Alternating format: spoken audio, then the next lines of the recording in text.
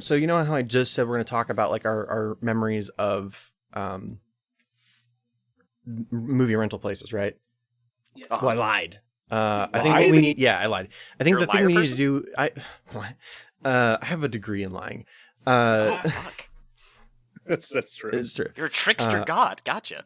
I think we need to take this time right out of the gate to talk about what we put each other through. Oh, we're gonna have a therapy We're session. gonna have a really quick therapy good. session. Okay. Because I watched Waterworld, then I watched Cable Guy, and then I rewatched Daredevil. So I have some things to say to myself as well. Joe, watching Jim Carrey in The Cable Guy was like having somebody touch the area around my butthole, but never actually touching my butthole. That might be the most apt description of that performance I've ever heard. That's very accurate. And I'm Especially considering like the still of him that you chose to use for the promo for this recording. I just Googled like Jim Carrey Cable Guy, and that was the first one popped up. I forgot like the context of what he's doing, which is molesting the wall. molesting the wall. Yeah. Being painful to So- watch. Yes. Mike, of the three of us, I'm least upset at you. I know. I I'm aware. deserve my scorn. I understand. I just want to Waterworld- point out that I have loved you both through so many things. So I would like to just posit, Get it out. Get it out. look at this. What is this? This is what I love you through. I can't. Oh Take no, it- you that's can't is read that is that the Whitaker tapes? Yeah. I can. The Yeah. Whitaker tapes? First of all, you're pretty far and small away from me, but like Oh. I've seen that image in my nightmares so many times. So It's a film that Jack did. I don't think I know about the it's a Whitaker deep, dark tapes. secret. The Deep- very deep very cut. very first thing I ever directed was a full length feature. Found footage horror. We'll have to watch it sometime. Called The Whitaker It's great. Tapes. And Mike doesn't only just have like a copy; he has the extended version. Oh, Yeah. You got the extended cut. It's only because I had to effectively badger him for like Yeah, 10 years. he's the only person who liked it. I was there in what was the name of the? What was it? Waller? Yeah, No, not Waller Waller. was the building, and then the black box The Black Box. theater Yeah. in the basement was. And I'm was there where it was with shown. people, and people around me are like, Oh my god! I don't get it. I can't understand. I'm like, it's time travel. They're going back. It's not hard. Just pay It's attention. non-linear storytelling, and people were very confused.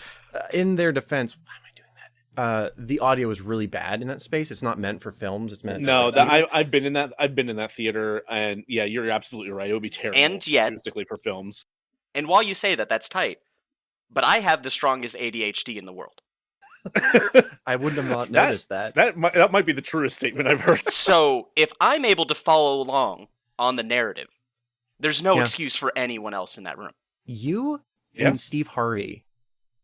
Like, Steve Harvey's just a phenomenal human being. Yeah, no. So, just a I Just don't an know angel. him very well, but I enjoyed the times I met him. yeah, it's a cool dude. yeah, he's great. This was way nicer therapy session than I expected. I assumed we'd be like, "Fuck Well, I you, was just our gonna friendship's say- over." I love you guys so much, through so much, and then Yeah. you did Oh, this right. to me. We did inflict some things upon you. You're like, who should we bring in on this to hurt? You did, And you say, both, like, I imagine hey, you both in unison looked at each other, met eyes, and were like, Mike. You're not wrong. It's not. It was close to that. It Close was to that. very close to that. I mean, We're- Jack had the idea for the episode, and then I forget which one of us was like, "Oh, Mike would be perfect for that." He has strong opinions about so many things. Exactly. Well, like, so the reason we're doing this episode is because we're both going through late stage capitalism. Whoo! And like I moved and Joe's In hell. in hell. And we're like, who do we know who can like just mostly talk for us through an episode? Hi, my name's Mike. Mike, I'm sorry to make you watch the 2003 Daredevil starring Ben Affleck, Jennifer Garner. I'm sorry. I hear your apology, and I appreciate it. I'm also sorry to have made you watch the 1996 dark black comedy, The Which Cable Guy, references starring- Waterworld. Which does reference Waterworld. I remembered that. Yeah, starring Jim Carrey and Matthew Broderick. I'm sorry. I like- hear your apology. and I Bits and accept it. pieces of Ben Stiller as well. Yeah, well, I mean, he directed it. Yeah. I mean, he directed it. Yeah, it was like the beginning of Ben Stiller's type of comedy. Yeah, it's a. I'll talk a little bit more Yeah. about that later on, but Yeah. it's. All right, so are we all friends again? I Yeah, think yeah. we're good. I think this was That good went- therapy. That went a lot more smoothly than I thought it might. I mean, you guys didn't apologize to each other. You only apologized to me, so I think you guys should do I'm that. not done hurting Joe. No, no. Jack's gonna continue hurting me for a long, long time. Yeah. That's well, the premise. okay, of the show. well then also maybe like Joe, you know I'm probably going to continue hurting you for a very long time. Like that's just a pastime. Great. Now you guys Hey. apologize to me. I I did. just want you to know that I'm not sorry for anything. You know what? I'm To fine either with of that. No, that's fine. Yeah, I think that's fair. Your movie Waterworld was the most guilty pleasure-y movie and the least painful. I still like after watching, I was like, man, I still should have done Tremors. Like, But Tremors is good. Like Tremors is a good movie. Like I would have no guilt watching that film it's so or saying to somebody that I enjoyed the well, film. trying to get anyone to watch Tremors with me is like pulling. It's like the scene Really? where Daredevil pulls the tooth out of his mouth. No one will do it, and First I'm of like, all- but this is a masterpiece. For the purposes of this podcast, we Yeah, cannot I know, call I know. him Daredevil. We call him Ben Affleck. Ben Affleck. Okay, fair. Because at no point, and this is the movie I picked, at no point does he actually act. It's just Ben Affleck. It is just Ben Affleck. Yeah, I think that's a fair assessment. Fantastic. Welcome to DeRazzled, the podcast that takes award-winning worst films and fixes them. I'm host Jack Culbertson. Here to suffer alongside me is today's guest, the person who's always here, Joe, the Joe Nealis. I think that makes him not a guest. I live in this chair. Hi, I'm Michael Elliot.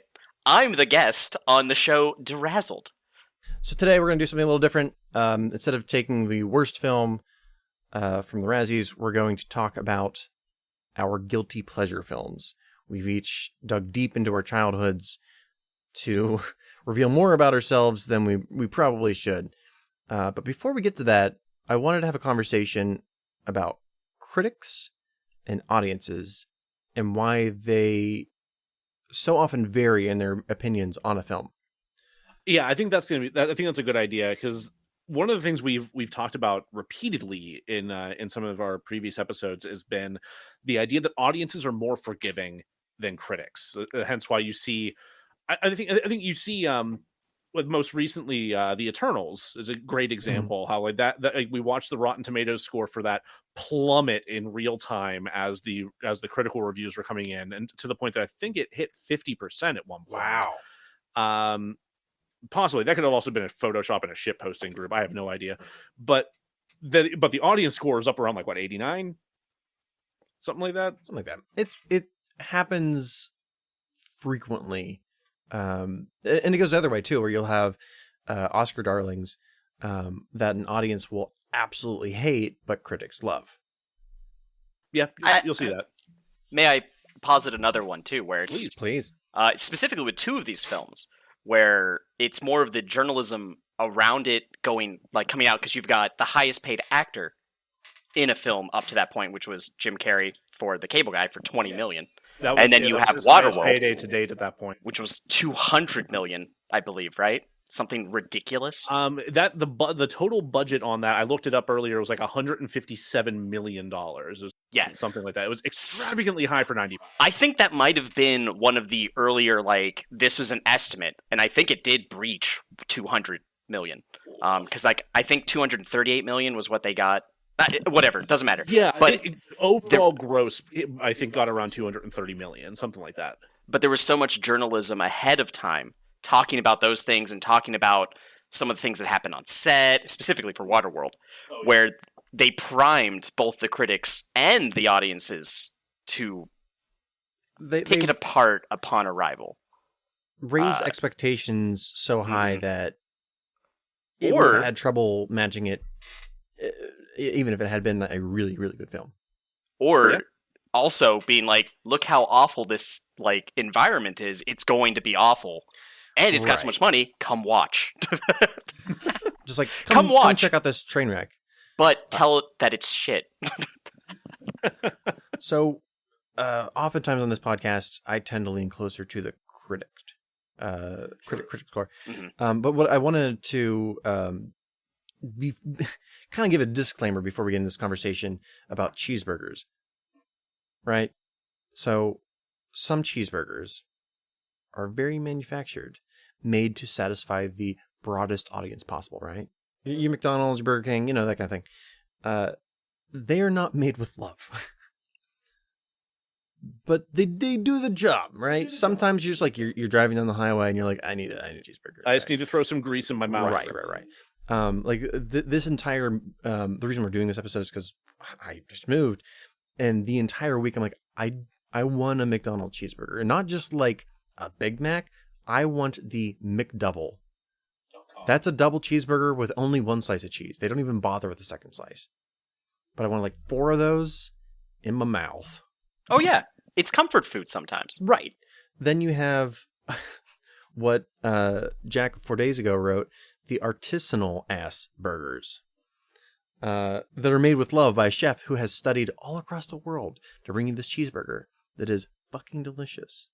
A masterpiece of a cheeseburger. A masterpiece of a cheeseburger, which to me is Sorrow's.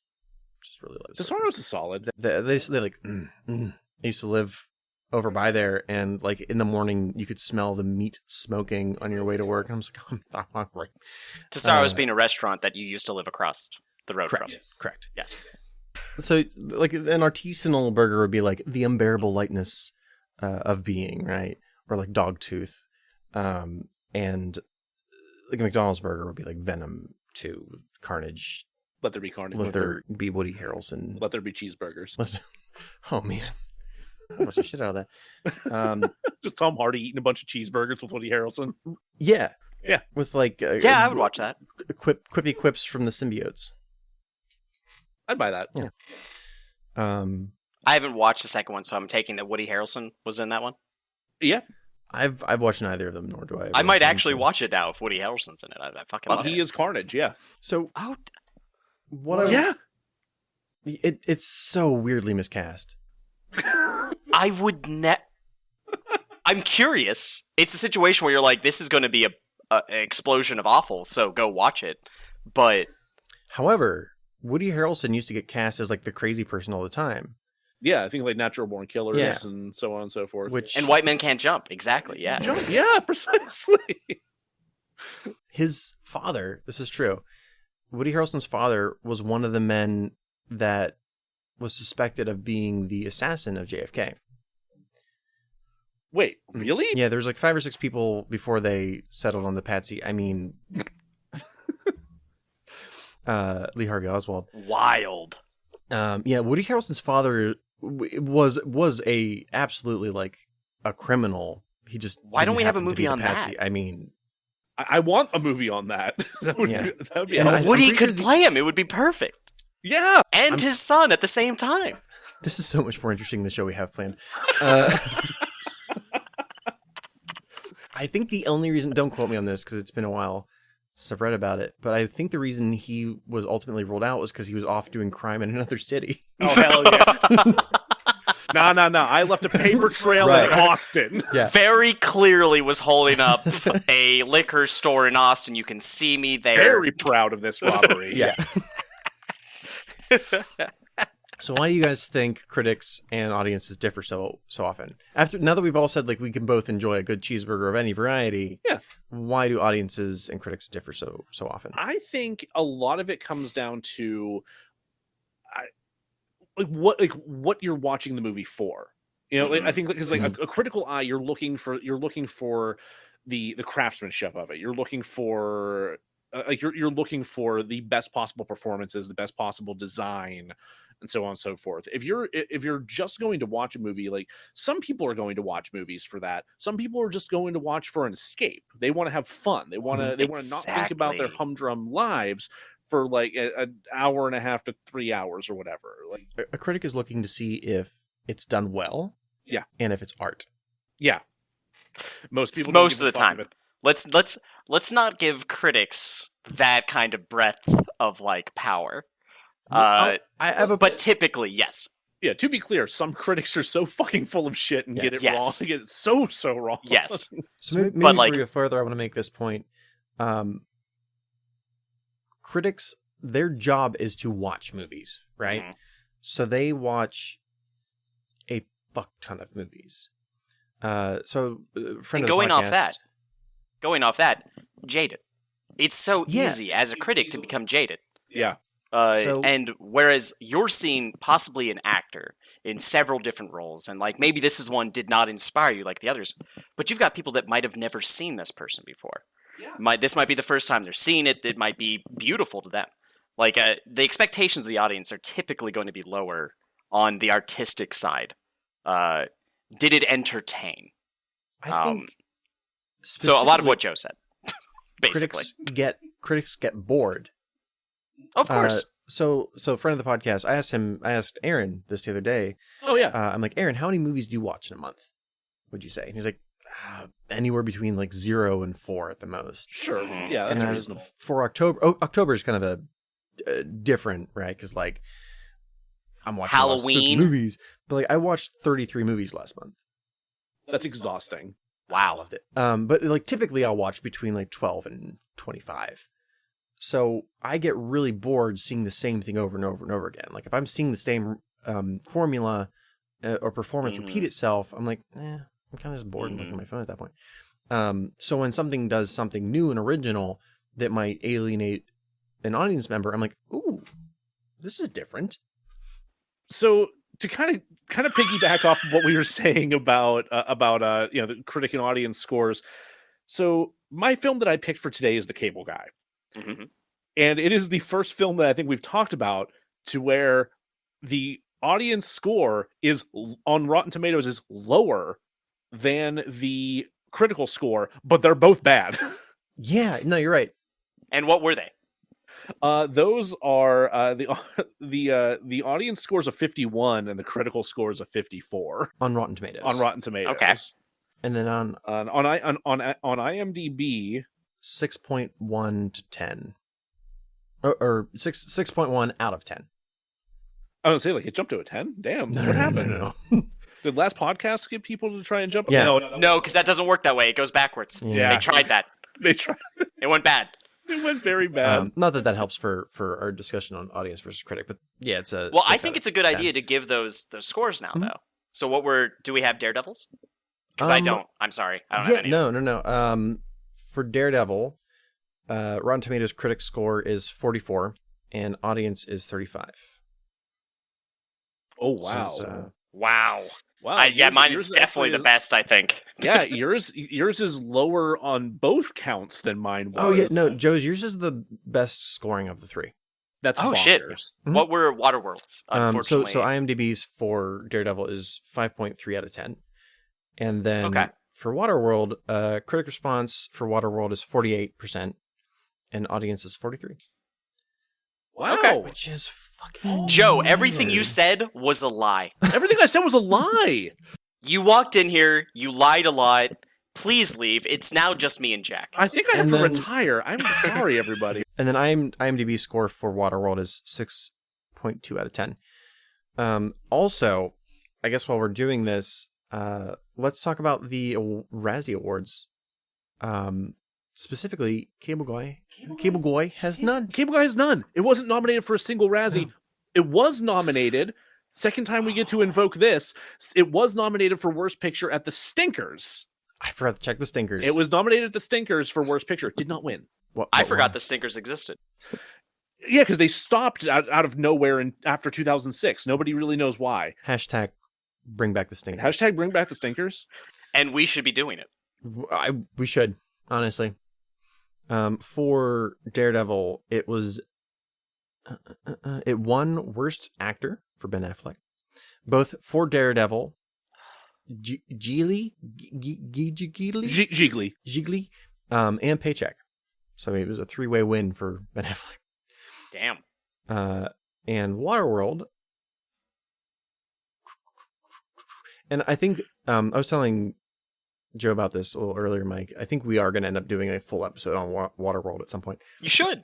Yeah, It's great. I think there's a lot of material to work with there for a fully fleshed out episode. There's a depth. Yeah. Yeah. Speaking of water, Fuck. depth. Huh? So the only thing it won worst supporting actor for Dennis Hopper, which I was kind of Deserved though. Deserved. It was nominated for worst director, for Kevin Reynolds, and Which is so unfair. with more than a little unasked assistance from Kevin Costner. There it is. Yeah. I can't wait till we get to it because I've got a couple things to bring up. I'm sorry. Did I say that was It won that. Sorry. Yeah, you said one. No, it won worst director. Yeah, I was gonna say you said it won. And then nominations, it was nominated for worst picture and worst actor. Rude. Real quick, I want to circle back onto that stinker award for Cable Guy. It was nominated not for worst picture, but for most painfully unfunny comedy, which actually went to Biodome. Huh. It's weird to think Biodome came out the same year as... I know, it's weird. That's very strange. Time's stupid. Yeah. Also, the It's constructed. And I'm pretty sure the only reason that Waterworld didn't win was, I think it was the same year as like Showgirls or something. I would say it's either I think it was Showgirls that won worst picture that year. That'll do it. Like, the only thing that saved Waterworld is that Showgirls is such a terrible movie. Which I think we're planning to do an episode on that, right? Absolutely are. Yeah. Great. So now that we know where we stand, do we want to take a break for ads? Yeah, take an ad break real quick, and when we come back, we'll start launching into why I think the Cable Guy is a thing. Great. Why you think it's a thing at all? Hell yeah. It on DVD right here. So real quick, let's, It's extant.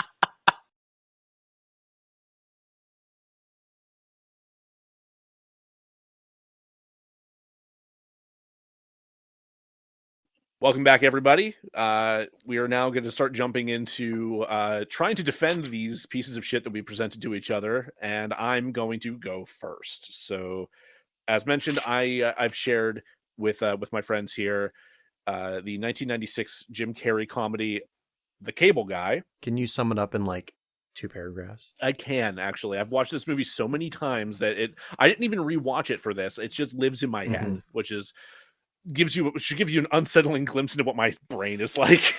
It explains a lot, actually, of our entire friendship. Yeah. Oh, the other thing I was going to say from the start. Oh, God damn it. Because I showed the Whitaker tapes for Jack. For you, I'm saving up money to take you to fucking Machu Picchu. Yeah.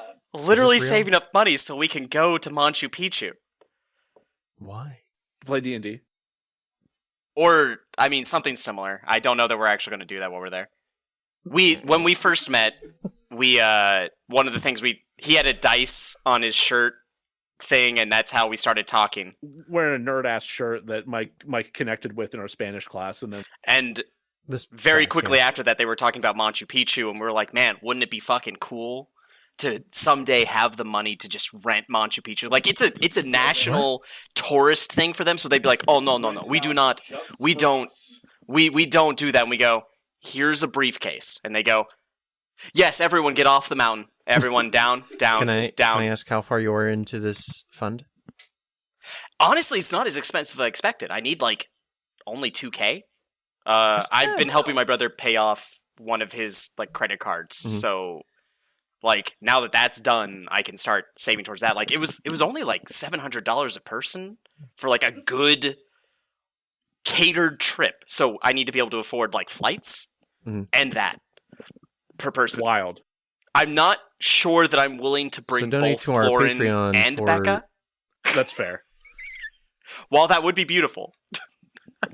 We'll figure it out. Hell yeah. Anyway, so The Cable Guy is a story about a man named Steven, played by Matthew Broderick, who is having relationship issues. He moves into an apartment after living with his girlfriend Robin, and in the process of trying to get his apartment set up, he meets this Cable Guy, played by Jim Carrey, who immediately tries to insert himself as a friend into Steven's life. And Steven is an awkward guy. He doesn't have a lot of friends. He tries to be nice to this guy that he thinks is just really lonely.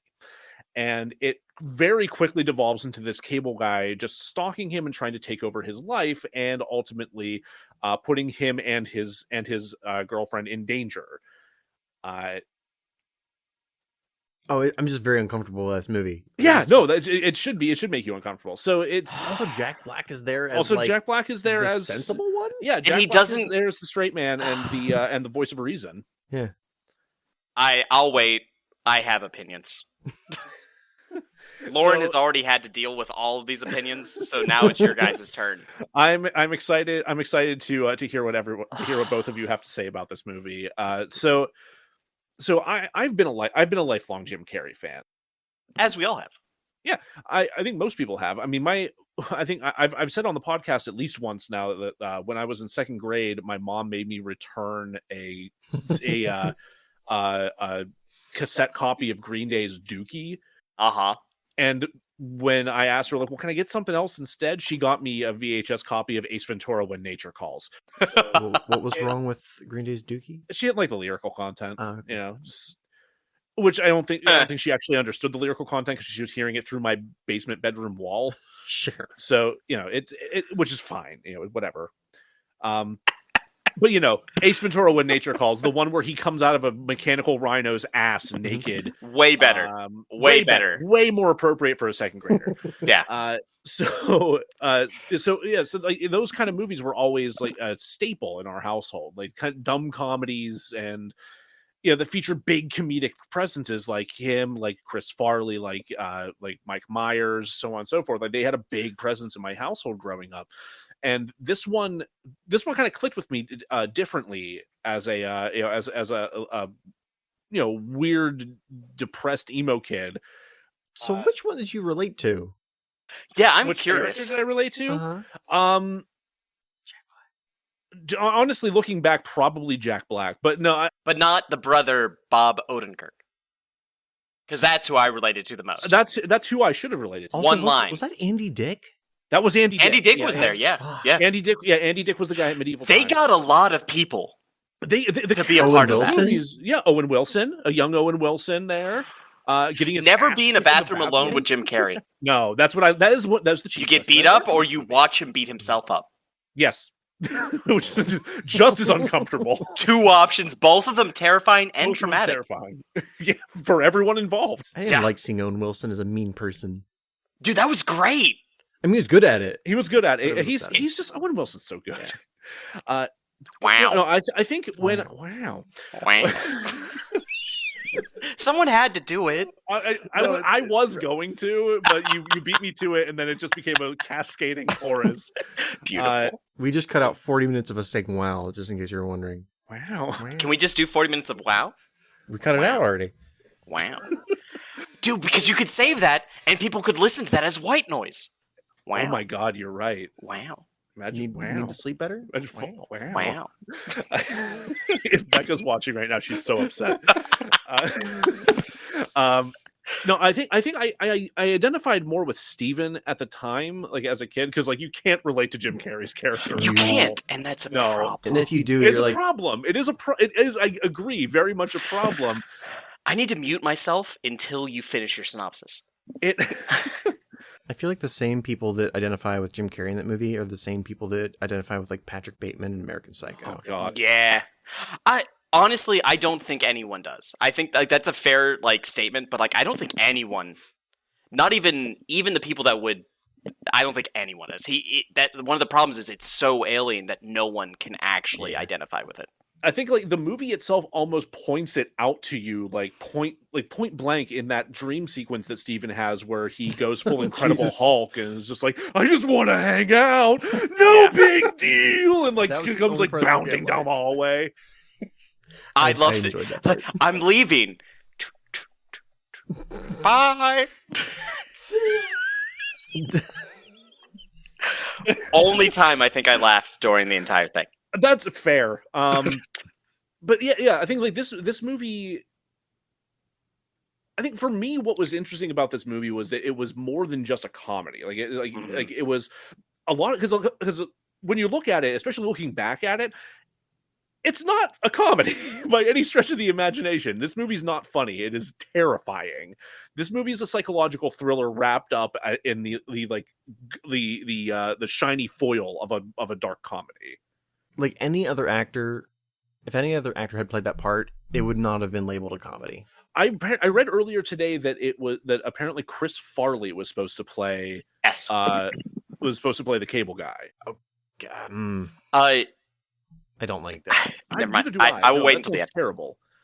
But like this movie was like the first thing that I can remember watching that not only like presented like an intense story and did weird things with actors I was familiar with, but it also like there's a meta level critique going on of like what our modern media consumption does to us, and what the and especially like what like the 24-hour news cycle does to us, because we're at like the very beginnings of those things in the mid 90s, and to see all of that kind of playing in, and how like the actual main storyline goes and impacts that at the end whenever he gets thrown into the receiver of the satellite. Yeah.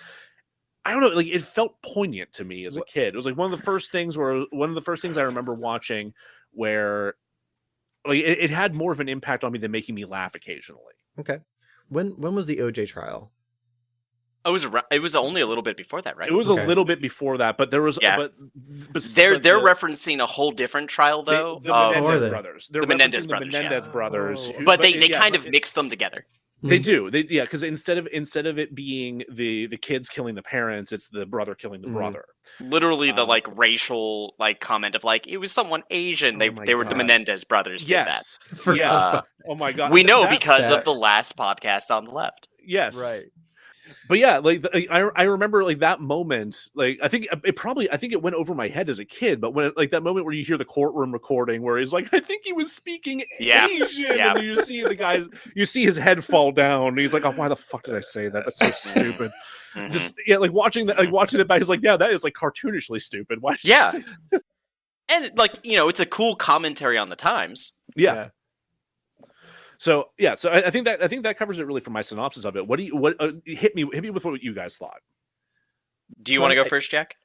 Sure. Go first, Jack. You go first. I don't think it's a bad film, actually. Okay. I think it was mismarketed. I think that's very fair. Yeah, I think it definitely was mismarketed. If it had been marketed as like an indie, I don't know. I don't know. It is kind of a dark comedy. But kind of 100% putting it well, I'm trying to kind of because it's a satire. If it had been released as like if Miramax had put it out, right, because they're a little bit more in like in that time period, a little bit more on the indie level, kind of ish, then I think it would have done better rather than releasing it as a Jim Carrey vehicle. Like when I watched the first time, I was going into it with like, oh, I've seen The Mask and I've seen Ace Ventura, and I'm what the fuck is this? It's such a departure from everything else he was releasing around that time. But even the stuff that came after that, though, you've seen The Truman Show, you've seen the biggest movie that he ever did, Spotless Mind, Eternal Sunshine. Spotless Mind. Yeah, Eternal Sunshine. Yeah. My brain just that out on that one. Departure from his style, though. Yeah, but that was a thing. Anyhow, I've got a whole comment on that. Continue. Right. Okay. So like the reason I didn't like it isn't because it's a bad movie. I think it's a good movie. I didn't like it because of the same reason I hate The fucking Office. Because it made you just wildly uncomfortable the entire time. Because I don't. People who don't understand social cues, specifically boundaries, that makes me deeply uncomfortable. Yeah, and I don't like those people being the villain of the film. Yeah, no, I think that there is an argument for this film being ableist to a degree because of the way that Jim Carrey's character is portrayed. Originally, just from some of the light research I did on it, because I was trying to figure out and like get through my own thoughts on the film. The original writer was going for more of a "What about Bob?" kind of feel. Yeah, I remember. I think I saw that too. That he was going for like a dark twist on What About Bob, but like still much lighter than what this was. Apparently, Jim Carrey had a very strong because Judd Apatow, Judd Apatow, had a whole like comment on this because he was a part of it. He was one of the main writers. Yeah, I think he was only credited as a producer, but he was also one of the main writers. And he was perhaps a little upset that he didn't get a writer comment, but whatever. He was pointing out that like it had originally been much more What About Bob, not nearly as dark, but that Jim Carrey really wanted to ratchet in and make it that more dark comedy kind of thing. I don't find that surprising, honestly. I don't either. Watching it made me think, this is Jim Carrey trying to because he at that point had those other hits where he was the same character basically, like very just character based. He hadn't gotten to The Truman Show, Man on the Moon, any of that yet. This felt like him being like, I'm going to do this again, but in a way that's going to make you so uncomfortable that you're going to be okay with me not doing this again. Now, I had also read that some of that was Ben Stiller's influence. Oh, I'm sure. Director that they actually recorded 2 takes or 2 approaches to every scene, where they would do one that was more What About Bob like, and then one that was a little more uncomfortable, a little darker. Well, Apatow actually said that like most of the time they were laughing through all the people that were filming it. Were so into like every time Jim did it, they loved watching him work and doing it, and they were all laughing. So when they got the actual like responses from audiences and critics, that they were like blindsided by it. They're like, "What?" And I can totally understand that, being in the moment and being in the room and being like, "This is funny," because we're all friends. I could see us creating something like this and thinking that it was an absolute treasure, and then finding out later that you've made everyone else uncomfortable because they weren't in the room too. That's an interesting thing to bring up because it is largely referred to as almost doing like a $40 million episode of the Ben Stiller show.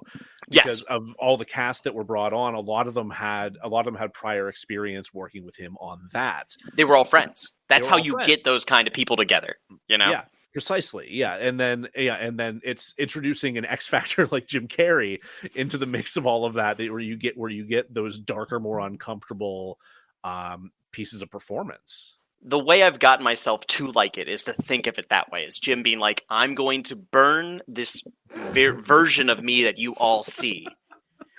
And God. Everyone's going to think my career's over, but like I think I'm capable of something else. This is my crucible. Yes, it's like, I'm going to do my thing, but in a way that's going to... Because that was my issue with it. Like, I like dark comedies. I'm not against them. Oh, no. Like, Burn After Reading. Give me that shit. But the issue is, like, I watched it, I felt uncomfortable at times, but at the end, you enjoyed the experience. The Cable Guy, you just feel uncomfortable and unhappy the whole time. Yes. Thinking about two different movies where the character doesn't understand social cues, but is not the villain. The first is Welcome to the Dollhouse, and the other one is Napoleon Dynamite. And they're both. Or Burn After Reading, you have Brad Pitt's character. Yeah, also not a villain by any stretch of the imagination. Not a villain. Like, there's endearing qualities. Like, there was a point in The Cable Guy where I actually was like, this, because I had never actually watched it until today. Mm-hmm. It was one of the few, like, me, myself, and Irene, I didn't watch this. Your sister made me watch the other one. Yeah, I'm upset about it still. Yeah, that movie. Why's there always gotta be sexual assault as a joke? But anyhow, the 90s were a wild world. But in this one, like, when they went to the restaurant, Medieval Times. Yeah. That's where this movie could have been good. Where you started seeing that, like, it could have been something about Jim Carrey's character being more of a childish kind of character. Mm-hmm. Like, allowing Matthew Broderick to open up to that, to get away from his adult-only orientation. Right. Yeah. Because you have Steven, when they're on their way back to his apartment, he's like, that was great. We should do that again next week. I'm like, okay. Yeah. He's not the victim the entire time. Yeah. and it was a positive change from the because there were still the awkward moments. There was the basketball scene. Was that before? That was before that, right? That was before. Yeah, the basketball scene was definitely before. Yeah. So like you have the basketball scene where it's like, oh, this is bad. This guy's awkward and weird, and we should all be uncomfortable and scared of him almost. Yeah. He's also like hyper aggressive during that scene too. Yes, but you also you had that little bit of like understanding, like he's really into the game. Yeah. Like you can understand the childish nature of it. Whereas, like, we get into medieval times and you still have that, but then you could see the positive aspects of it. Look what a good time we had. Look what a release you got. Kind of like meh. Steven's very milquetoast. And that's what you, like, maybe that's, like, how it helps Steven grow, to not only understand people that aren't necessarily as socially adept as everyone, due to whatever reason. It could have turned into something more positive. It could have still been a vaguely dark comedy, but not so dark that you can't enjoy it. And like other than Joe, cross that line. Yeah, I'm broken, so it's. So before we move on to the next one, did listening to Joe talk about the movie, did it change your mind on the Cable Guy? It actually it helped a little bit. I was actually kind of surprised because I went into it thinking like.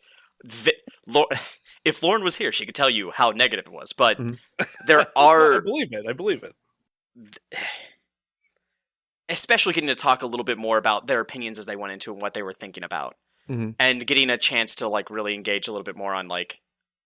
I think Jim Carrey was trying to burn this thing. Like, trying to take you so far to the one side. Yeah. It was kind of a wild, like, kind of process-oriented thing to focus on. It like kind of recontextualizes a lot of those moments. It is, I like that. I like that a lot. But I also just love the fact that Jack Black was in it. They mentioned Waterworld. Look at all of these things. Right. Dry land is not a my one thing I do want to bring up though is like the they're trying to talk about, you know, how media is like working its way in, and it's like it's so ham-fisted though. If you have to literally say it out loud, you have failed. It is both like the most eye roll, like groan inducing, but also like lovable little moments when you see Kyle Gass reach over for his book at the end after the cable gets knocked out. But it's like, come on, guys. It's lovable because I know who Kyle is. Yes, that's the thing. But it's not lovable if you don't know who Kyle is. Hold on, Jack doesn't know. So Kyle, the guy who reaches for the book at the end, is like, okay. Yeah, that's Kyle Gass, the other half of Tenacious D. Tenacious D! Yeah. Okay. But he just, like, looks at the book and he's like, oh, a book. And I was like, oh my god. Yeah. Just like, write it on the screen. Just say, we're talking about this. He picks the book up with his ham hands. Which I'm like, guys, and you're like, wow, that's the meta I'm here for.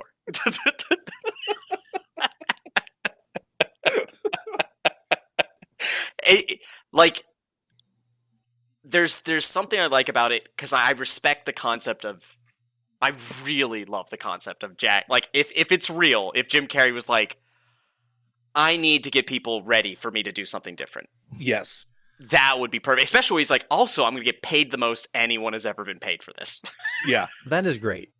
That's wild. I didn't know that. Honest, it didn't redeem it for me. I don't think it's a bad movie. I just am deeply uncomfortable by it. I think it's a terrible movie. I'm sorry. It doesn't redeem it, but it's like, I don't think it's a bad movie, but it doesn't redeem it. It's a bad movie, but this kind of redeemed it. It's a bad movie, but the outside factors kind of redeems it a little bit for me. I'll take it. It's so weird because I'm thinking like, well, Mike, you can't really like add that context to it and enjoy it. But I'm going to talk about Daredevil now, and the first thing I was going to say is, well, you have to consider the context of when it was made. So yeah, let's change tracks here. We'll move over to Jack having to defend Daredevil to us. Oh my god! So,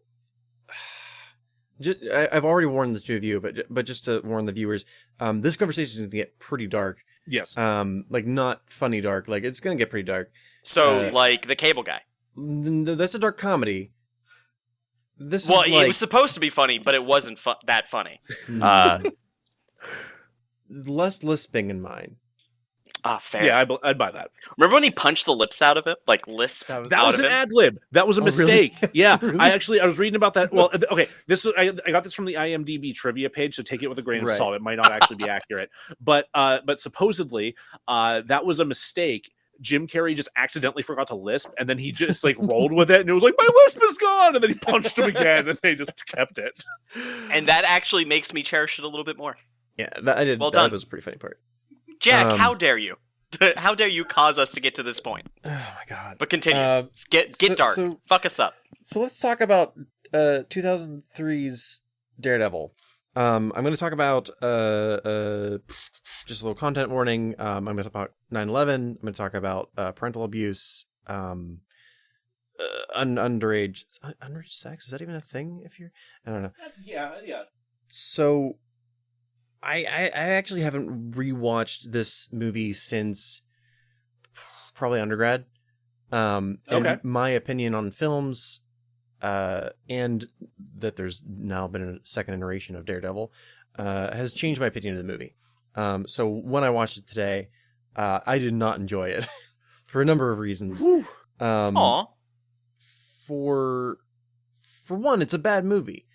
But so the guilty pleasure part of it wasn't pleasurable. So like while I do think there are parts of the film that hold merit, most of my discussion will be why I did like it. Okay. So to bring some context to Daredevil, we'll start lighter. First of all, this predates Disney owning Marvel. Right. This is a Fox production, wasn't it? This is a Fox production, and I want to just run through a couple of movies that were made pre Disney buyout, just to bring those of you who have forgotten back to the dark ages when superhero movies were you got what you got. True. Real. Right. Well, and I've like some of these I did enjoy the time, and I've rewatched since. I'm like, oh, we've gotten better, haven't we? Sure have. Namely Blade. Like I remember loving Blade. I haven't gone back and rewatched Blade. I can watch Blade I can watch it too, but it's definitely not as good as I remember. 100%, but like it's one of the ones that I can watch again and be happy with. I'm just gonna rattle them off because there's 17 according to Film Slash. God damn it, Jack. Was it a slash film? Whatever. It's not a site I would say is reputable, but these are all true things. Howard the Duck, Ghost Rider, Fantastic Four 1 and Rise of the Silver Surfer. Saw that in theaters. I hate myself for it. X-Men 1, 2, and 3. Oh, okay. I can't remember if 3 had come out by that point. Mhm. Fucking Brett Ratner. Yeah. It's so fun because I've watched so few of these because I'm so picky. Continue. Like, even as a Spider-Man kid. 1, 2, and 3. This one I want to bring up specifically because it came out a year after Daredevil, but the Tom Jane the Punisher. Oh, okay. Which we talked about a little bit during our guest spot on We did. You Hate to See It. Hulk, the Ang Lee Hulk, the spinoff of Daredevil, Elektra. Yeah, that sure did happen. It's real bad. Then Blade 1, 2, and 3. I think that's. Am I missing one? No, I think that's it. Yeah. So while Daredevil wasn't received well at the time, it's received even less well now that we've seen what superhero movies can be. And rewatching it, I'm like, oh, they're trying stuff that works in a comic book that does not translate well to the screen. There's a lot of stuff where it's like, we see the reflection in the glasses, and like that works really well on a comic book page. Yeah. It looks cheesy as hell on a on screen, unless it's like Sin City, which like the heightened reality level of that. The stylization. They of set it that, up like, so they lends can it. do that. Yeah. Yes. Right. Whereas Daredevil's meant to be like a dark drama superhero movie. It's supposed to be more realistic. Like it's supposed to have more grounding. Well, Was it supposed to be? Yes. Was it? Yes. Continue. Sorry. just Let me be the worst aside possible. So this movie came out in 2003, right? I would have been in high school, I think, not junior year. I think junior year, yeah. And that would have been 2 years-ish after 9/11, the attack on the World Trade Center. And that happened when I was in the 9th grade. I remember because I specifically was home from school that day. So was I. Which is weird. That's bonkers. I wasn't. Which I'm like, I do wonder, like, would that have been better for my psyche had I been at school with my friends or not? But I was already, because of my childhood, like I had a verbally abusive father growing up, and I was slowly moving away from what I'd been told to expect out of the world, which was, it's going to be great. You're going to go to college, and then the thing you go to college for will be the thing that you do. When you grow up, you can eat ice cream. That's true. You can't do that. You can't eat ice cream anytime you want. It's not. But so we've kids, all proven that theory wrong anyhow. None of us are doing the things we went to college for. Correct. Yeah. That's accurate. But this is the closest that I've gotten so far to doing my degree. I guess so. We made that movie. We made that movie. But like at the time, But not as a way of making money. Oh, and no. surviving That off was of it. only a losing money type situation. Uh-huh. We strictly lose money. Right. Yeah. I'm definitely not coming off of like 11 hours of work. And then anyway, so like it was that time period that I was becoming cynical. I was becoming like the cynical teenage kid who's like, oh, this is how the world actually is. And then you're given a character, which I still do love the character of Daredevil. Like I do very much relate to that character. And this is maybe jumping ahead a bit, but I don't really read Daredevil comics anymore. Not out of any particular reason, but because of like I don't like it, or that they fucked a character up.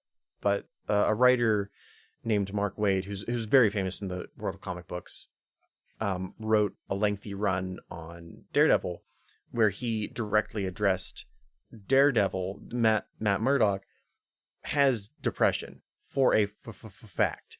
Like he struggles with it, and part of his depression causes him to make decisions that makes things worse for him. Basically from the early 2000s till Mark Waid wrote his run, the general notion that writers went with was, how can we take Matt Murdock and leave him in an even worse situation than we did prior? To the point where I think he'd become like a literal devil before Mark Waid was like, That's such a Marvel thing to do, though. it is, yeah. I'm sure it wasn't like the first time it had been happening. What can we do to Spider-Man to make him more sad? Oh yeah, that, and they made him an actual spider too, so it's very. Then he ate himself. Sure. Whatever. It was so gross. They've done it a number of times, but yeah, it's gross. Anyway, Mark Webb was like, "What if we had him like try to get himself more mentally healthy and happy?" Yeah. Yeah, and it was interesting, but I mean, in a way, it kind of goes back to what we talked about that may be cut anyway. It did kind of break a character in the way that I'm like, yeah, I'm satisfied. I'm good now. And I haven't really read any Daredevil since then. But the character is generally portrayed as a person who, A, is Catholic, B, struggles with his Catholicism, Yeah. and has depression. He's a human being. He's in physical pain, emotional pain. I'd be willing to say a better Batman. He is, honestly. If Daredevil drew the same quality of writers as Batman did, it would be the better comic book.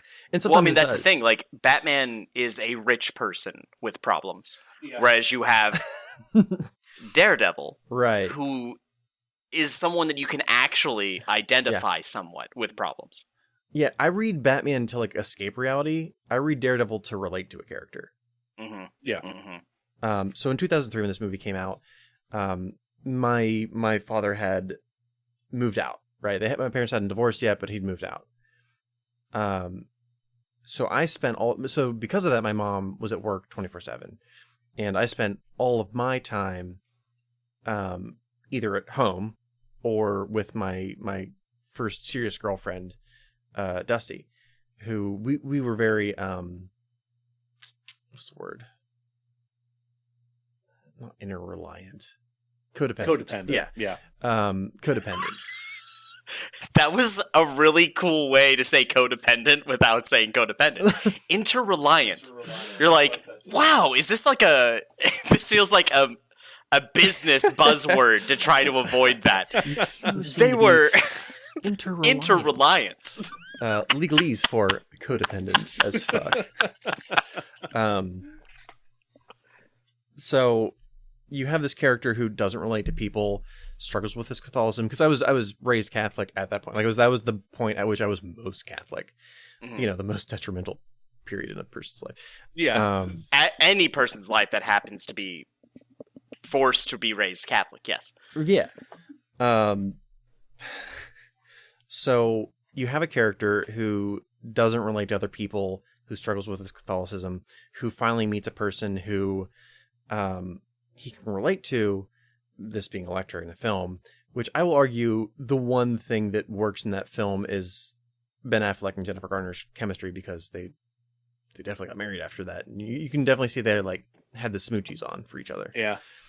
It's always somewhat interesting to see those dynamics play out on film. Like when you know that like a relationship is forming on that set. Kind of like Ben Affleck or Brad Pitt and Angelina Jolie on Mr. and Mrs. Smith. I was about to say that just to be like, a movie where it's just like, oh, they're just eye fucking, like, and actually fucking. The reason fucking in the background. Ben Affleck is because like he is being Ben Affleck charming with her the whole time. Yeah, he's flirting the whole time. 100%. Matt Murdock doesn't flirt like that. No. And those smooches were real smooches. Like you can tell.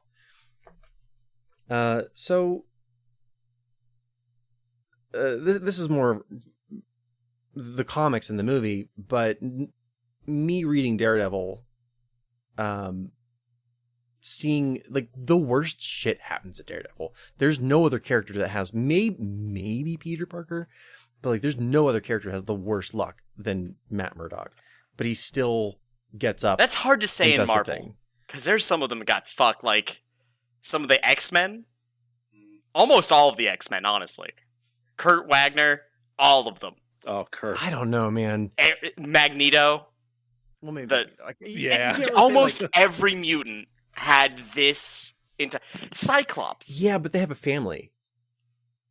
Unless they watched their family die. Kurt didn't have a family. No, Magneto didn't have a family. The X-Men have that found family thing. Oh, yes. Yeah, Daredevil doesn't do teams. He pals around with Spider-Man. He kind of pals around. Also kind of punches him in the face sometimes. There's that. He was also in the Secret Avengers, sort of. He was like, I'm not a Secret Avenger, but I'm going to be a Secret Avenger all the time.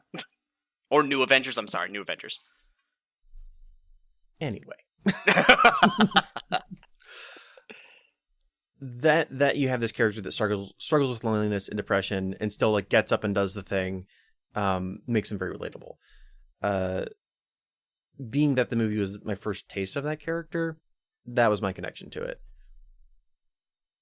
Is it a good movie? No. Michael Clark Duncan, pretty great. Michael Clark Duncan is an excellent Kingpin. I will give you that. It does take like 45 minutes for them to introduce him. Yeah. There's a lot of rewatching it now and being more of a writer. There's a lot structurally that I would change. I would definitely get rid of the voiceover. The voiceover is definitely there to like... Oh god, the voiceover does not work. Like I do love the concept though of like Daredevil just falling into a church. Oh yeah, just being like, "Hi, please take care of me." which again, these are things that like happen in the comic book and that could have been done well. I don't want to shit on the cinematographer, but like the way it was shot was not well shot. It was definitely shot like this is a superhero action film. I think it's fair to shit on the cinematographer for that. I don't know what kind of like direction he was given. At the end of the day. I guess you could always just shit on the director because at the end of the day, it is the director that did it. The director is clearly not a actual fan of comics. He's not a fan of Daredevil. He doesn't know Daredevil. Like, I feel like the writers were because they had an idea of iconic moments, but the director clearly did not. The director was a writer in this. Then they did not. I think they were given like key moments from the comic books and like told to do this. I also think if you're a writer and director, then you don't have an excuse. Unless the producer don't give them that excuse. I know how the meat's made. I know how the sausage is made. Sort of. Sort of. So like I know like when you have Fox and Marvel like paying for your shit, they're going to have say on. I mean, that's the whole reason there's a director's cut is because Marvel. I think it was Ari Avid. I think is the guy who like was behind all the Marvel movies at that point. Possibly, I forget the exact name. I will say that there is something to be said for them being able to argue their case to those executives, because clearly in the past that has worked. People have managed to get their films done in ways that worked out in really amazing. Like this is perfect. If you could not find your way to explain to them why you need to do this in a better way, that's a failing. I absolutely disagree. I absolutely disagree. Then there's no point. Like, what's the point of talking about it then? Like, no one failed. No one made a mistake. It was all happenstance. I'm arguing the director did not. It's hard to know just by watching the movie to point. This is the person to blame, or this is the person to blame. You have to know. This is one of the reasons we do the podcast is we dig up the people responsible. Because it's never just one person. And it's never one person who's the cause of success either. Yeah. A film by its nature is a collaborative thing. True. With that said, but like, you're the director of this film. Yeah.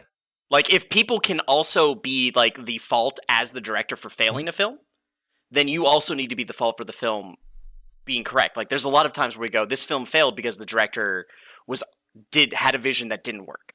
Well, then how did that director get that much control? There has to be some that falls on them. Like, you can't completely absolve them of any guilt. It depends on... No, and I'm not, because I also, like, this director, because he's also the writer, I'm like, well, the dialogue's pretty god-awful, so...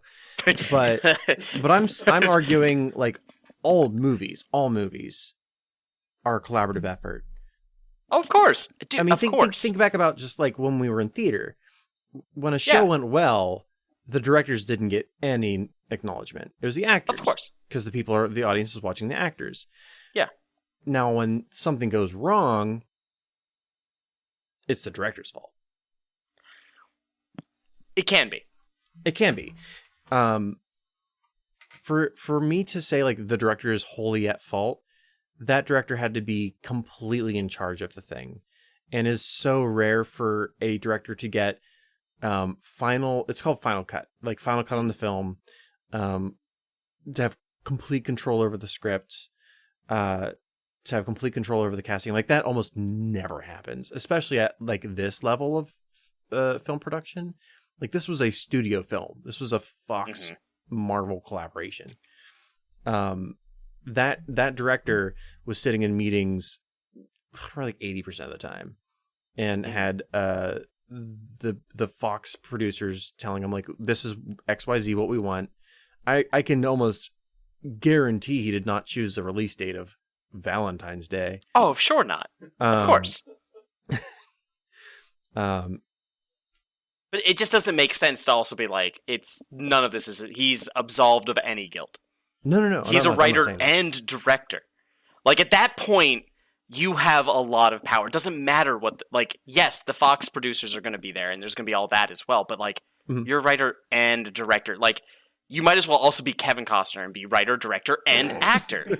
And then be like, oh, it wasn't his fault, though. It was the executive's fault. You're like, so then what was he there for? What did he provide? I don't know, because, like, there's...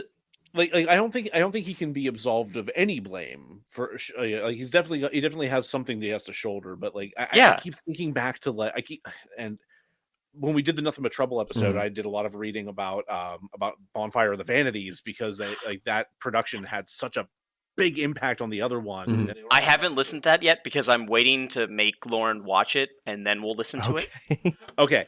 I won't spoil anything too much about that then, but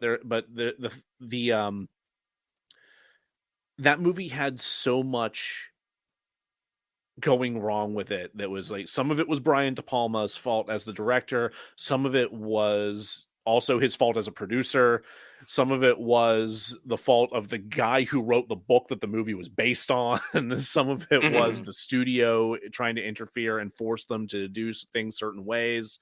It was in a weird sick way, like one of the things that makes this podcast fun to do is figuring out like what happened to make a movie this bad. Yeah. And it's very rarely like we can take The Last Airbender, for example. Like it's very easily to point to Shyamalan and be like, you fucked up. And he did.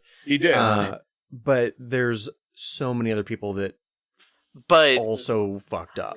Like again, like don't take what I'm saying as me being like this is only the director's fault. You know what I mean? It's not only their fault. Right. But they do need to answer for their sins.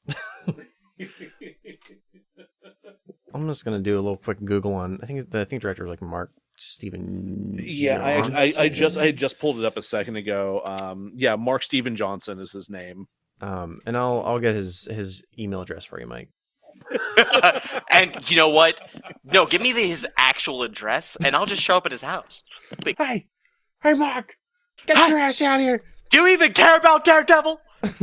I don't really, but I'm upset. I want you to show up with volumes 1, 2, and 3 of like Frank Miller's run on Daredevil and just start reading it to him. It's 3 a.m. and also 2021. But you know what? The nice thing is he let me in. We had some tea. We talked about it. He understands what he did wrong, and he's willing to make some reparations. Oh, dude, you don't even like. There we go. We're starting a new film. Jack, you're actually cast as Daredevil, so you need to start working out today. Quit your job. Let's get to work. Old Man Daredevil. What's wrong with that? Old Man Logan was a fucking hit. Why not Old Man Daredevil? That's true. We can end the conversation right now because Daredevil's not even his worst sin. Oh? No, you want to know the movie he did after this? What did he do after this? Ghost Rider. So you're going to look me in the eyes, Jack. Look into the screen. Look into your camera. I can't. Look into the camera right now and defend that man to me. Tell me that he saw the most iconic moment for Elektra where that sigh went through her fucking body and came out the wrong way in the film and was like, perfect. Don't reshoot that. They were flimsy sigh. But he pulls it back out and it's straight. Okay, he fixed it. It's bullseye. He fixed it like the paperclip. Okay. He didn't do a hand thing. He just pulled it out. You have to watch. You have to watch very, very closely. This bullseye is really, really into up close magic. Yeah. Also, I am so upset about that bullseye. But let's continue. I mean, he's both terrible and also enthralling. If it was the right tone of the film, he would have been perfect. The right tone of the film. I think he got the wrong direction from the beginning. He was in a completely different film. I think they handed him volumes 1, 2, and 3 of Bendis' run on Daredevil. Yes, and he read it and he did it. Also, they went into the future and they brought him the Dark Avengers and said, "Here you go. Yeah. Learn about Bullseye from this." Yeah, no, like he's comic book accurate, just no one else was. Yeah, and that's the problem. That's what I'm saying. Yeah. They gave him a separate script. Yeah. And he acted that out, and they were like, "Perfect, dude." And I'm pretty sure they gave Michael Clark Duncan the same thing to read, and he's just like, "No." Yes. No, yeah. He was like, "I've got this." No, he's like, "I'm sorry. Do you know who I am?" Yeah. I'm going to do whatever I want, and they were like, "That's fair. Do whatever you want." Moving past this, I'm not going to ask you if I changed your mind on Daredevil because I changed my own mind on it. You kind of undid yourself on that one. Well, I need more of your Daredevil. Like, I got your lead up to the Daredevil. Tell me about the film itself. Like, I don't need to. It's bad. oh shit. No. Fuck. What I'm looking for is like, does my emotional connection to the film make It coherent explains sense? why you care about it. Yeah, Yeah. Absolutely. like I care about it, but it is an awful film. And if I ever have to see that playground scene again, I will gouge out my own eyes. I will be God. blind. I Actually spent 30 minutes yelling in my living room. And Lauren, you need to message Lauren on sorry, Facebook Lauren. and explain to her how sad you are that she had to experience me like that. Just being so upset. I was like, okay, choose your lane. Are you going for camp or are you going not? Because if this man is pretending to be a blind attorney and he wants to keep He his failed. secret identity, then why in front of people that live in his neighborhood? Also, I'm Mike is vibrating. shaking. He's visibly shaking on camera. I'm upset. He's just jumping on seesaws, jumping and flipping. Not only is he not only is he pushing past any of her. She said no. is Lauren yelling at you? She is right now. Hold on. What's up? Don't be understating that is a normal everyday experience for me. She does not want that. Did you hear that? Yes, they heard it. Okay. That is her life, but you guys caused it to happen again. Repeat it for the audience, would you? She said, She's "Don't like, act it that's should a not be normal understated." Everyday experience. She has to endure Every that day. all times. But this was because of you guys. It's your fault. I'm like, what is the thought process in that character's mind? Like, I am okay with camp. Holy If you're Mike, gonna do camp Mike, the whole way Mike, through, you he can't. was horny. You can't. I understand wanted that, to but you've fuck. also given up. It's not Batman. He's not Batman. Batman will give up his identity in 5 seconds That's to true, anyone yeah. to get some sex. My theory is this is just actually how Ben Affleck flirts as he fights in. I believe that. Playgrounds. But mostly, it's just the fact that, like, To an audience of children. she said she didn't give him his name, was very clear about it. He followed her Mhm. to start it up No, again. that's creepy. That was grabs uncomfortable. her hand as Mhm. she's walking away, and she's like, I don't want to be touched. And he's like, but what if I touch you more? And she's like, I'm going to beat the shit out of you. And he's like, hell yeah, I'm going to fight you then. Can we end this segment? Yeah, we should probably move Yeah. on here. Yeah. Okay, so we're gonna take a quick break, and then we're gonna come back, and we're going to dive into Waterworld. Well, can I talk about the things I liked about it, though? No, there aren't any. I loved the Braille credits, opening credits. No, those are pretty cool. That was awesome. Yeah, that was pretty cool. Wasn't that cool? I was like, that's such a unique, awesome choice that they did. I was like, that's cool. They thought about it. They did have somebody consult with the seeing impaired community. That's why you have the moment at the beginning with him folding the money. You have I think the scene where he's dancing was like a direct memory of like one of the consultants. There are legit moments that were good. Like, this wasn't I don't feel about this film the same way I feel about The Cable Guy. Like, there are redeemable moments for me. Like, it's frustrating because the fight with Michael Clark Duncan was really cool. I like the lighting on the weird water sprinkler system he has. Yeah, the sensory deprivation sleeping tank that he had. Because how does Daredevil sleep if he does not have that? Mhm. I thought don't know that if like that's in the blew comics my or not. I mind. haven't seen that. That's what. Anytime I've seen that in the Charlie Cox version, I'm like, you're not sleeping on the couch, like, bud. You could not fall asleep that way. It blew my mind. Like, when I saw that, I was like, oh my god, that makes so much sense. This is somebody that like actually understood the character and was like, this is the only way he could possibly sleep. Like, if we're going to say that in normal moments he can't help but be destroyed by everything that is a sense around him. Yeah, that was so good. That's why I kind of feel like there were too many cooks in the kitchen because there's a lot of different flavors. Yeah. Like, I don't want to just pile on how bad. Like, I could spend all day talking about the bad parts, but there's also good parts. So, welcome back, everybody. We're gonna take a dip. We're gonna get a little wet here. Gonna jump on in to Waterworld. Mike, tell us what you got. All right. Pretend Jack's not looking at me like that. So, general synopsis. We've got a future It's polar ice Moist caps. Mad Max. Mad Max on water. My thing is, that's one of my critiques, but we'll get to that. We'll get there. I just want. We'll start off with a quick synopsis. We can do this in a couple of sentences. We got a future, polar ice caps, melted, Earth, almost entirely submerged, but the characters don't know that. They think it's entirely submerged. You've got mutated Mariner. He's fighting starvations and outlaws to survive, and ends up being forced to reluctantly help a woman and her child. I like to pretend this is the elevator pitch that the executives were given. In that point, I just go, Mad Max on water. Oh yeah, no, you're right. Done. And I walk away, and they're just like, fuck. No, he's walking away. We have to throw the bag of money at him. Get it. They're like, sir, you forgot all of the money. We've gotten more money than we've ever put on anything else for you. And I'm like, hell yeah. Hell yeah. I want a really good director, but I also want the one actor that he knows he can't work with. The one actor he just worked with and asked us specifically not to cast. I love the concept of be like, guys, I know we're looking at leading men right now, and Kevin Costner's really high. I just worked with him in Robin Hood. It's not great. We had a lot of arguments. I don't think this would be healthy. They're like, yeah. Don't worry about it. And then he walks on set that first day, and it's Kevin Costner standing there, dressed as Mariner, drinking his own pee, Soaking. I'm getting ready. fully method. This is real.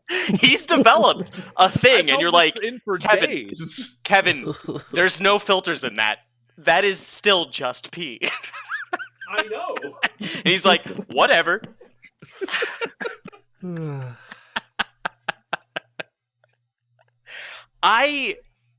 thing is, like, and I'll start with a critique, even though this is supposed to be like what I love about, like, a critique is it's like slow. There's like moments where it's slow and it kind of drags. I love that. I love those moments where you get to actually have time with the characters. It's something I like with like Breaking Bad. Those moments where you have those long end of scene moments where you're just watching their face and you get to see them act. Like, Kevin Costner wasn't bringing a lot to it, but I can understand what his idea was for the character. Like, I have a hard time enjoying Kevin Costner on this, knowing how he was to work with from everything that I've read. Obviously it's secondhand accounts, but I'm going to assume it's true. Or you can just put an allegedly on the front of that, and then you're fine. I understand the concept of being like, your character is a mutant. People will kill you on sight, and that's actually the start of this film. Like, you're not going to be good at interacting with other people. Allegedly, the director is quoted as saying Kevin Costner should only star in movies he directs. Yes! That way he can work with his favorite actor and favorite director. Hell yeah! Man, the shade. But it's so... Like, imagine how real that must be to have to deal with. Because he was so powerful at that point. He came off of a couple gigantic films. Oh, yeah, he was a gargantuan star at the time, yeah. Yeah. And then managed to fucking tarnish himself in the next couple. But... like you do. Like you do. I honestly, I wish we all would have those moments just to be able to enjoy it, you know? Just to feel that kind of confidence in yourself and your vision, you know? I cannot imagine having any part of Waterworld not being miserable the whole fucking time. Like, I love the non-CGI effects. The fact that they spent so much to build that set, and they went so much into try to make it as real as possible, despite all of the warnings. People being like, hey, filming Jaws was awful. Don't ever film on the ocean. Just pretend. You can pretend. You're actors. Film in a fucking lake. And they're like, no, we're filming on the ocean. Oh, there's a hurricane? Who could have guessed? Literally anyone. Literally any meteorologist. Those happen over the ocean? Hold on Shit. now. Wait, you're saying the set could sink one time? You're like, yeah, That's amazing. yeah, your whole set. Holy shit. Also, we didn't build any bathrooms on this set. So The anytime world's a people have to go to the bathroom. You just said bathroom, ocean. they need to be fucking sent back to shore because we're not no, fucking just wild. water. We don't go to the bathroom in the ocean. So Mike, Fish fucking in it already. Come on, it's just It's already water. gross enough. It's already gross enough. Jack? You're not going to make it more gross. what about this movie connected with you? Well, that was it. Like I have a tendency to really enjoy any movie that allows some breathing room for actors. That doesn't, because like one of the major critiques I get is that, like I said, it's slow and plotting at points. And I'm like, are you kidding me? The vast majority of this thing is like wild acrobatic action. Mhm. People on jet skis doing wild tricks. Like there's tons of action, but like those moments where you actually get to see characters interact. And they're like, oh, well, like Dennis Hopper, number one, is also a reason I love this. Because how could you not? Dennis Hopper of that time period Could do no wrong. only did wrong, but in the best way. But that's it. Literally, you're like, okay, this is going to be bad. But can we get Dennis Hopper? Right. It will redeem us. How Well, they big? will redeem us. There we go. Like, was he one of those actors that was just so in debt he did any movie at that time? I don't even know if that's true. I think he was just He- like, Much I'm like having a Nick great time. Cage Also had a T-Rex skull addiction. That's really what the Mario Brothers movie's about. And I also love the idea of being like, hey, here's a natural disaster that's in the making coming up. Like, here's a forceful way to bring it into the social zeitgeist, you know? Not that it necessarily worked or helped at all, but it was an attempt. I have to wonder, like, what I want to go back and like read some of the perception of the film at the time and see how present that was in the discourse, because I know, like, whenever I think about my knowledge of climate change and the impact of like the polar ice caps melting and everything, that doesn't become a thing that I start thinking about until way later. Mhm. Then again, in 1995, I'm 9, so I tend to look at movies from an actor's perspective. Like, I've come to terms with the fact that I'm an actor. I'm not good at writing. I'm not good at directing. Like, I've tried Those are them. something nice. I've given them an attempt. None of them feel right. Acting is like where it is, and building characters. Like, so I love the alien nature to Mariner. I can see what Kevin Costner was going for. I love getting to see Dennis Hopper get a chance to like have so much fun with that character. Because you know he was. Yeah. Do you think Like- any of his dialogue was improv? Because it I'm feels not sure. so different than the rest of The rest of the movie. dialogue, yeah. Yeah. But it also makes sense, though, because Yeah, the no, for dialogue you're sure, getting that- from absolutely. Mariner is not going to be the dialogue you're getting from a normal interacting human. Because he is an alien to them. He's not socialized. He's kept on his own constantly. He has a very different experience that anyone from one of the atolls, or whatever they called them, Mhm, yeah. were going to experience. He doesn't have that. So, like, he's supposed to be alien. He's not supposed to quickly, like, I don't like how quickly, like, just due to time, they had to find a way to make him warm up to them quicker. But, like, Mhm. I honestly do feel, when I watched it, I was like, I think this is a better slow engagement than most movies do. When you have the alien male figure Yeah. warming to, oh gosh, there are other people and they have needs and I should care about them. Yeah. Like, he got there. Like, he was pretty so quickly, like, turn on him and aggressively it's like, against "Ah, it for a fuck while, this but guy." you could see the chinks. Like the moment where he's teaching Enola to swim, which is also kind of a plot hole. You're like, wait, that character, you never taught her to swim? That seems negligent. Yeah, like, you live in water. Have we pointed out that there are 3 versions of this film yet? No, not yet.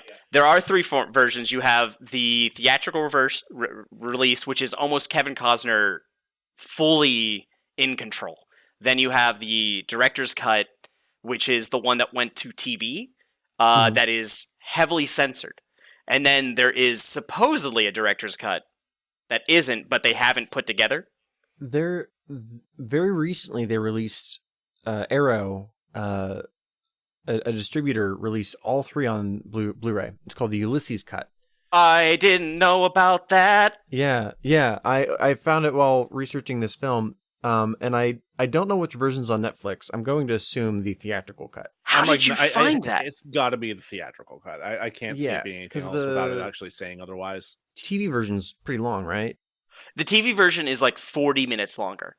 Okay. Yeah, so it's like a 3-hour film at that point. Yes, but as I was talking about with you, as an aside, like we try to rush movies so much to fit everything into it. This is not a movie you can do in one movie. You can't do it. No, there's too much world building plus plot. Yeah, like you need to gradually build into that, and it's so wild that we can't allow that kind of space. I would love to watch. I've wanted to watch the director's cut. I haven't actually watched it because I don't want to watch the censored version. Sure. A part of me is just very picky to be like, I don't want to watch Dennis Hopper have his words right. Switched out with slumming. And you're like, God damn it, let him say what he was saying. The Ulysses cut takes the non-censored stuff from the theatrical cut plus the additional stuff from the TV cut and puts them together. Ooh, I want it. I need to watch that. I didn't know that existed. I want to watch it, but I don't want to pay $20 for it because it's like a prestige DVD or Blu-ray. Release. I'll pay $20 for that. Whatever. Because I love it. I wouldn't say that it's like one of my favorite films, but I do enjoy films like this. It's like the reasons why I like Breaking Bad. I like the slow character. Give that to me. Let me see. Go ahead. I think that this one of my big problems with the version I watched was that it was very crammed. Yes. And having it breathe a little bit, especially once the little girl's kidnapped, it's like go. Mm-hmm. Yeah, no, the pace gets almost breakneck. 100%. At that point. You get total 90s film. Yeah. No pausing for breath. Yeah. Act 3 in general, just like it's a tonal shift, it's a production value shift. It's like there's a lot that goes sideways in that act, I think. But I see critiques like, oh, you weren't able to care about any of the characters. None of the characters you care about. I'm like, that is a lie. Like, I don't think that's a fair necessarily. You are engaged by Dennis Hopper's character. If you tell me you're not engaged by that, you're not alive, and I think you're some sort of pod person. I don't trust you. About the old man that measures the black stuff down in the pit. Oh my God, right? Dude, what a moment where he's like, oh, thank God. Oh, thank God. Yeah, that delivery shook me. Holy. When he dropped that flare, and I was like, not the old man. And then the old man was like, oh, thank God. I was like, oh. Yeah. You're like, what? But that's what? A powerful moment. See, my thing is, even before that, I'm like, oh, that guy wants... that guy's not happy. There's no happiness to that life. And when he sees that, I was like, that's what I needed. But the social commentary, too. Yeah. You see him go like, oh, Exxon Valdez. Let's talk about... I had to look that up. Oh, I got that right away. Joe Hazelwood, my captain. I was like, oh, Saint Joe, and I was the shade of it all. Yeah, like they because I like that they plant that seed early on, like they're calling it the D's, and they're not, which now is very funny, but even more funny, yes, even funnier, I should say, yeah. But then you actually get to like the real deal, and you figure out what they're descended from. Like that commentary is pretty great. It's so good. And even just the starting of the film, where you get the globe, you've got the normal build-in, and then it starts melting. Yeah, the universal globe kind of coming in, and you see just all the land start to submerge. It's the same thing that I got from the Braille for Daredevil. It's just that little touch that tells you that these people thought about it, and it shows you that kind of care, and that means a lot to me. But you get critiques where it's the critique I feel the strongest for, and I agree with, is there's too many action scenes, not enough exploration of the world. Mhm. Which is where I go into we tried to cramp, like where you said, you tried to cramp so much into this one film. It's like, take the time. If you're going to put this forth, Mad Max had 2 films. 3, Like, 4. Say, hey, yeah, there's more than that, but I mean like 2 major ones. Like, I think 2 that were At that point. At that point, yes. Yeah. Like, yes. We're talking about it at that time in the world. It's like, they got 2 films. Allow us 2 films to build this. Like, let us do... You're willing to give us this budget. Allow us to do this. Like, there's so much there that could have been mined. Let me ask you this, because I was thinking about... Because the Mad Max comparisons are obvious, right? Mhm. So I was like, okay, well, how do they do the Mad Max version, the Mad Max films versus this? And in the Mad Max universe, specifically Road Warrior and Thunderdome and Fury Road, they don't go into a lot of world building. They pick a story and let you experience the world. Mhm. So, Fury Road, just because it's the most recent one, it's literally we need to get this tanker from point A to point B, and whatever world you experience during that journey, you experience. Whereas when you in Waterworld, there are points where I'm like, oh, this is exposition that could have been told in a different way. Would you have preferred them to build a longer film so that you could experience the world building and the action? Or would you prefer them to take more of a Mad Max route where it's like you're experiencing this typical story build and whatever world you experience during that, cool. I love that question. For what I think would be better for them would be the Fury Road option.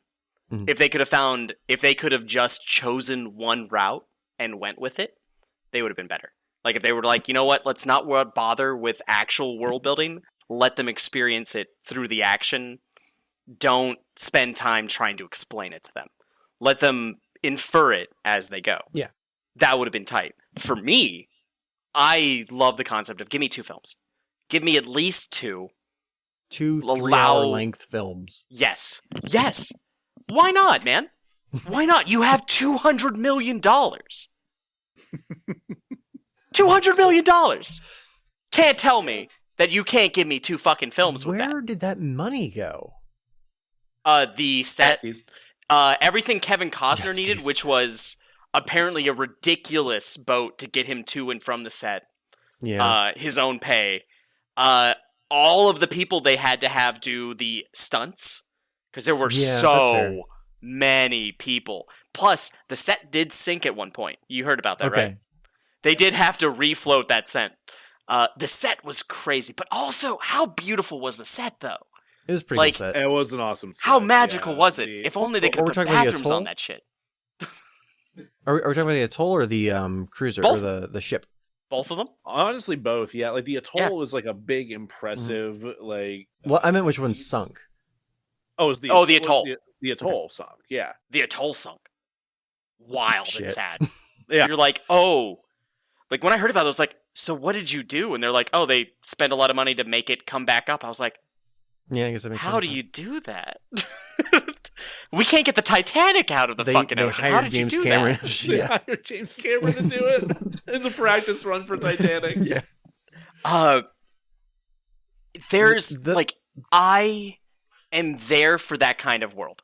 Like, I'm not bothered by the fact that they're saying, oh, it's Mad Max on water. You're like, cool. No, I have no problem with that. Yeah, it's like My biggest awesome, problem with the actually. film- Why would I, Mad Max in space? Mad Max at the chocolate factory. Mad Max, give it to me.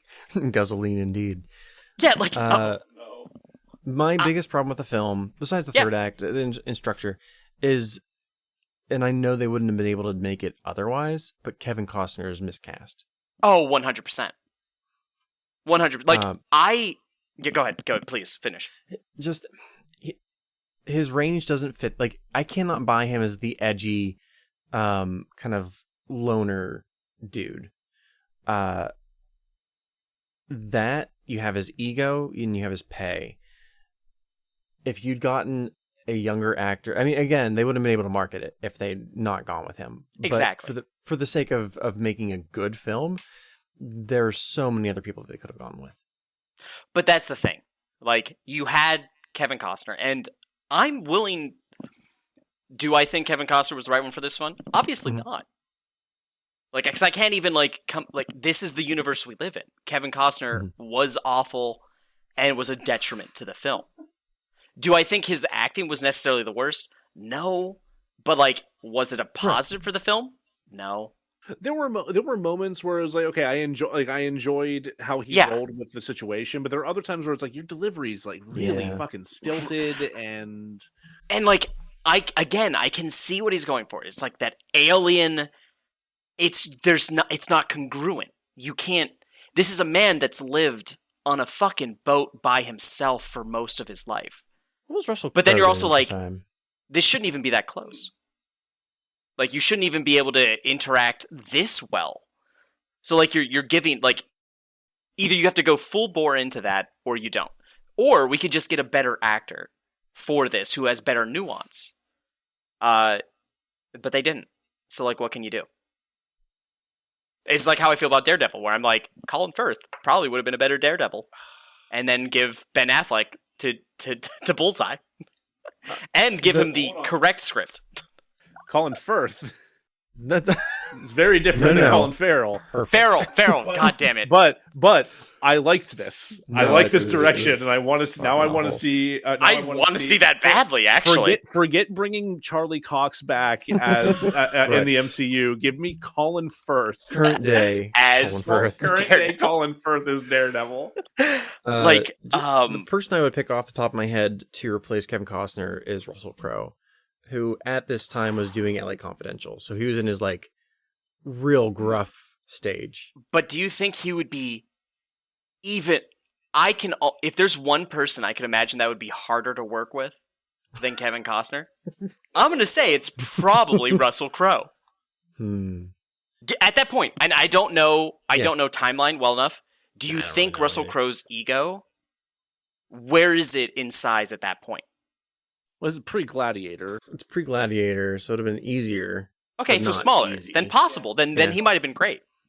You could also have gone with really any competent actor could have played that part. Well, that's what I'm saying. But like Russell Crowe might actually be perfect for that if it's pre-Gladiator, because his brain, like his ego, might not be so large that he's impossible to work with. Yeah. So I like that. I like that a lot. Russell Crowe actually would have probably been. Plus, they wouldn't have spent so much time trying to hide that like Kevin Costner's hairline was receding. Yeah, they didn't do a great job. They worked real hard though. You could see it. They tried. They were trying. Like, dude, it's water. Like you. But every time he came out of the water, you're like, "That's weird. You're less wet than you should be." Yeah. Like, weren't you just submerged? That's weird. Your hair is. It's as if your hair's been drying for a while, so it looks fluffier. It should be matted to your skull.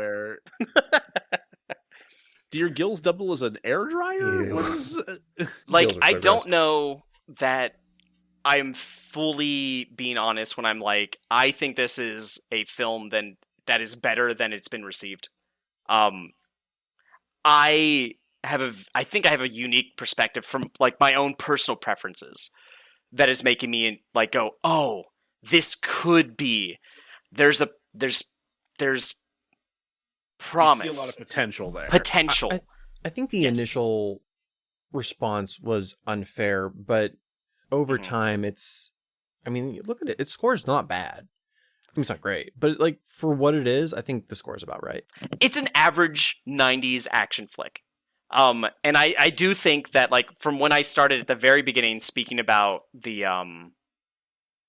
people hearing from publications like, oh, we found out that there's a lot of fights between the lead actor and the director, and oh, they spent $100 million more than they expected to. Yeah, like everyone went into it looking to tear it down because the negativity going towards it was already there. So the critics didn't want to risk themselves by giving it anything, and the audiences were already primed to see it in a negative light. They watched it though because it made money. Yeah, like it theatrically. It was not a bomb. It quote unquote was a bomb, but financially it was not a bomb. Honestly, theatrically, it made back its money. It did. Yeah, But it we- ended up making back that money and then some. But even outside of theatrical, on DVD sales, everything else, it made a lot of money. There's a can say reason why one- it's still... Yeah, go ahead. I can say one thing for a fact. For a fact, of the 3 movies I watched for this episode, it's the one I like the most. I think that's fair. All right, so to wrap things up, Joe, do you feel like your mind has been changed on Waterworld? Where did you land? So I think I mentioned like I ended up not disliking this as much as I thought that I was going to. I definitely enjoyed parts of it, and but like I said, like the third act gets kind of haywire. But I really like Mike. I really like your read on the character-driven aspects of it. I think that really kind of reframes a couple of moments for me, and I think really kind of ups my estimation of it a bit. Awesome. Jack? He still hates it. I He still feel thinks about it's the the worst. same as I did. I never hated That's it. fair. I hate that it opens on the pee drinking scene. I really want that to be like It makes no sense. 5 to 10 minutes further into the movie. It's a Why weird scene spend to open all of on. your effort refining pee when you could just desalinate the water? Like, My understanding that's a more difficult process. It's the flavor. but I'm surprised that people would be like, the taste. this is enough for me to do this, but I'm not willing to do this. You know? Yeah. The first act, great. Love it. It's very Mad Max feel, world building, weird characters, cool. Second act, kind of rapey, kind of. But it's so 90s. Isn't it so 90s? Yeah, no, it is 90s. It is. Yeah, it's 90s. It can tell, you can feel the concept of, Each of the I 3 think- movies we picked is of its time. Oh yeah. yes. I mean, I would argue that they're all 100% of their time. yeah, The Jim Carrey, like everything in that, there's definitely some very non-consenty stuff going on there too. Yeah. Again, Daredevil, he refused any bit of her consent. Yeah. Yeah. I meant the way it's written, the way it's filmed, the way it's Oh, cut. yeah. The lack of consent. Well, yeah, you're seeing a white guy's idea of what would happen in the apocalypse, which would be, Yeah. well, obviously we'll go back to where women are just currency. Right. Yeah. And then the third act is just bonkers. Not saying I didn't like parts of the third act, but Same, it's pretty same. bonkers. Remember when he bungee jumped down and he had Fucking just the perfect hated amount? that. The entire sequence where Enola is like telling off this guy by saying all this badass stuff about the Mariner. They did the and he just Liam Neeson monologue, but yeah. And So 90s. He just Batmans his way into the fucking D's. So 90s. It's like what you expect me to believe that this kid has this level of like ascertainment of his ability, right? And like lack of compassion, and also that he's suddenly Batman enough to just fight his way through he's a every really one of good these shot. Jokers. I will argue that she's like 8 years old. Yeah, She could totally see him that way. But who writes Okay. her dialogue for her? Her dialogue, not well written, but I could see a child seeing him that way. Yes, That could I can see. her. Now, him fighting his whole way through their underdecks, I go, wow, yeah. how is he not taking control of anything? So where I land on it is, I would watch Mad Max before this. Yeah. But if those movies were all out of the rental store and this was like the 4th DVD down, I would pick it up. I am also interested in watching the longer the Ulysses cut, Yes. I'm intrigued by that too. but I'm not paying for it. Supposedly, there's also a sequel that Shut the might fuck up. actually happen. Wait, I have what? no desire for a sequel. There is conversation. Apparently, there's a couple people that are like, it's not going to be Kevin Costner, obviously, involved. But, like, as of, like, 2021, there are some people that are like, we have some people that are interested in actually making this happen. That's bonkers. I want it. Give it to me. If You and Tremors 6 can people have on Reddit. a 48th extra movie, I want it. Okay? If it's a sci-fi original and I don't have to pay for it, I'll watch it. Here we go. Beautiful. Wonderful. How do we wrap this up? Tears? This has been fun. There's no It has tears. been fun. How do we wrap this up? Do we talk about Don't- hamburgers again? Don't feel bad about the kind of hamburger you enjoy. Yeah! You enjoy that hamburger? Life is hard enough without having somebody make you feel bad about the burger you want to eat. Yeah, I think it's okay. Yeah, that's an interesting note to go out on, because I think you and I had talked about this a little bit before when we were coming up with this idea. Because for a very long time, like the idea of the guilty pleasure was something that I just like found ridiculous. Like I didn't like my view on it for years and years and years was like, no, if you're gonna try to make me feel guilty about liking a thing, fuck you. Like let people like things. Though I think more the point of a guilty pleasure, like what I've evolved into, or what I've come to think of them as, is more something like that you can recognize is maybe lacking in some artistic merit or something, but something that you still get some level of enjoyment from. Yeah, that's the way I see it. Well, that's the thing. Like, you can understand that there are flaws. It's something I've tried to myself come to understanding with, like, friends. You can understand that your friends have flaws. They can have flaws, and you don't need to necessarily... Like, you don't have to ignore them to still be friends with them. Like, obviously, there are some flaws that are unacceptable. But you can understand that your favorite film isn't perfect. But Yeah. if it brings you fucking pleasure and it's not hurting someone, that's okay.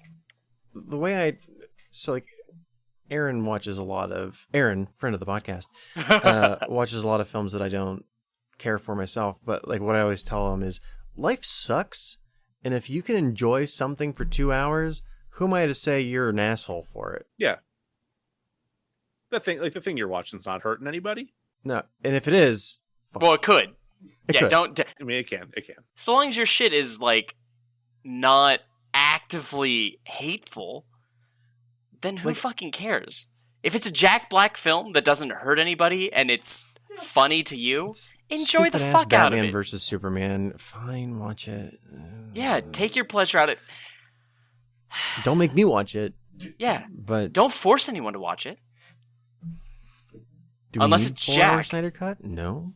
Grab Jack, force him to watch it, take pleasure in his pain. I'm so tired. Can we end this, please? Oh man! All right. Well, Mike, thank you for joining us and having some great talks about some ridiculous films. It was my pleasure. Do you have anything that you want to share, social wise, internet wise, stuff you're working on wise? No, I am boring as hell. I wish there was something I was working on, but I am like absolute hermit at this point. Totally fair. Someday, maybe. But I'm excited to be a part of this. This was fun.